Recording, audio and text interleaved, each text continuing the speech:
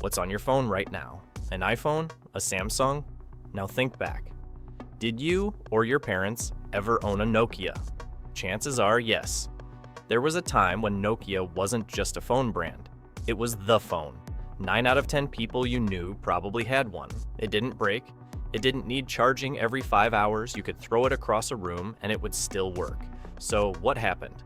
How does a company that owned the entire world's pocket suddenly disappear from it? Let's go back to the beginning. Nokia wasn't even a phone company at first. It started in 1865 in a small Finnish town as a paper mill. Yes, paper. Over the decades, it kept changing shape. It made rubber boots. It made cables. It even made TVs at one point.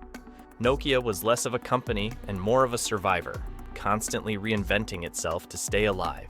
Then, in the 1990s, it made its big bet: mobile phones. And that bet paid off in a way nobody expected. By the late 90s and early 2000s, Nokia wasn't just doing well. It was untouchable. In 1998, it became the world's best-selling mobile phone brand, overtaking Motorola. By 2007, Nokia controlled nearly 50% of the global mobile phone market. Half of every phone sold on planet Earth had that Nokia logo on it. Think about that for a second. That's not just success, that's dominance on a scale almost no consumer brand has ever touched. Nokia phones weren't just popular in rich countries either. They were everywhere, from small towns in India, to markets in Africa, to city streets in Europe.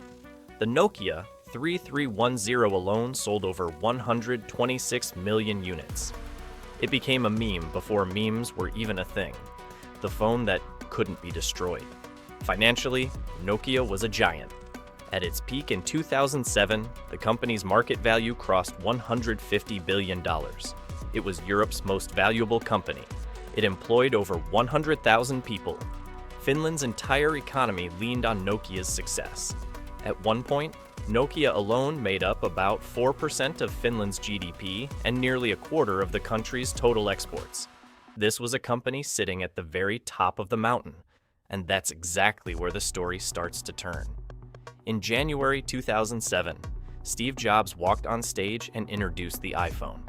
At the time, most people inside Nokia didn't panic. Why would they? Nokia was still selling more phones than anyone.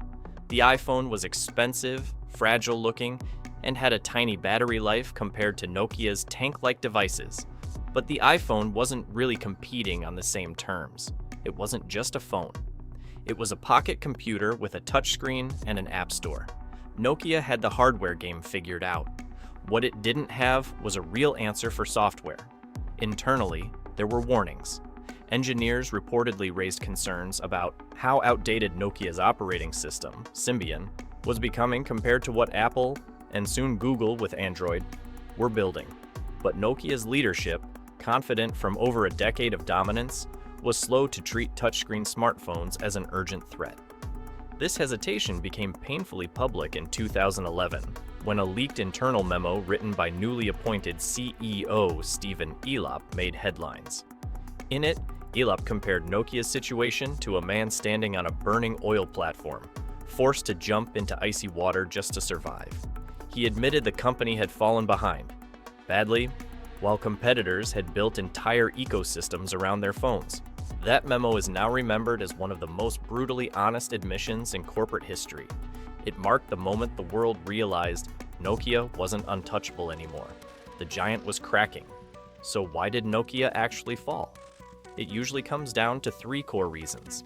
This first reason of its fall was software. Nokia was a hardware company at heart. It knew how to build tough, reliable devices. But smartphones weren't won on durability anymore.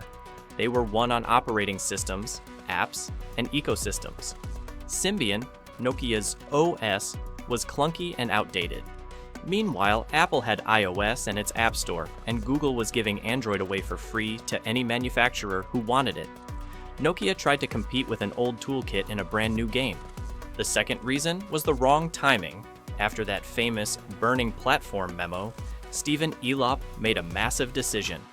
He ditched Symbian and partnered with Microsoft, adopting Windows Phone as Nokia's new operating system. On paper, it sounded reasonable. In practice, it was a disaster. Windows Phone had barely any market share, developers weren't building apps for it, and consumers weren't interested. Nokia had essentially jumped from a sinking ship onto a smaller, slower boat, while Android was already sailing away with the market. And the third reason was complacency. For over a decade, Nokia had been so dominant that it didn't feel the same pressure other companies did to move fast.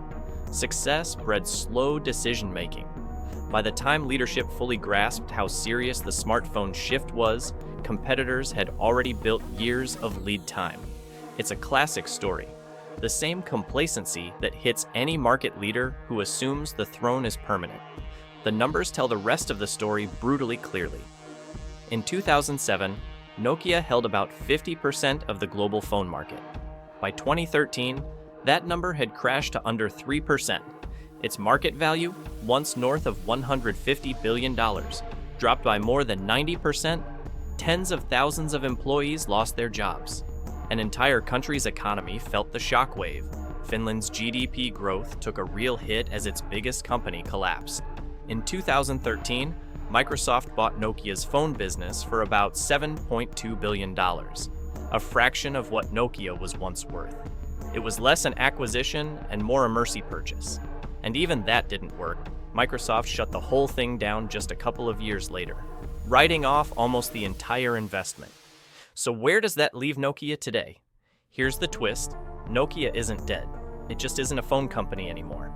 The Nokia brand name for phones is now licensed out to a different company, HMD Global, which makes budget Android phones under the Nokia label, mostly aimed at nostalgia and durability-focused buyers. But the real Nokia, the original company, pivoted entirely. It's now a major player in telecom network infrastructure, building the technology behind 5G networks used by carriers around the world. It's a smaller, quieter business now, no longer a household name in your pocket, just a supplier working behind the scenes. It's honestly one of the most dramatic falls in business history. A company that once controlled half the planet's phones, reduced to a shadow of itself in less than a decade. Not because it made bad phones, but because it misunderstood what a phone was becoming. So here's a question for you. Do you think Nokia could have survived if it had chosen Android instead of Windows Phone back in 2011? Just imagine. If Nokia had gone with Android instead of Windows Phone, would we be living in a completely different smartphone world today? They might have gone head-to-head with Samsung, and who knows? Nokia could still be one of the top players in the game. But on the other hand, that Microsoft partnership meant something too. The funding and backing Windows Phone got wasn't something they'd have found as easily on the Android side.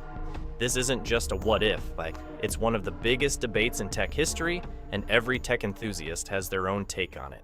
Drop your thoughts in the comments, and if you enjoyed this, smash that like button, share it with someone who still remembers their old Nokia 3310, and subscribe if you're not already part of the family, because we drop videos like this on right time. If you love old phones and tech history like this, then this channel is definitely for you. We keep bringing interesting tech throwbacks just like this one, so make sure to hit that bell icon so you never miss a video. Let us know in the comments which company you want us to cover next. BlackBerry, Motorola, or someone else entirely. It's your love and support that keeps this channel going, so keep showing up for us. Drop your thoughts in the comments for the topic about next video. Till then, take care and bye.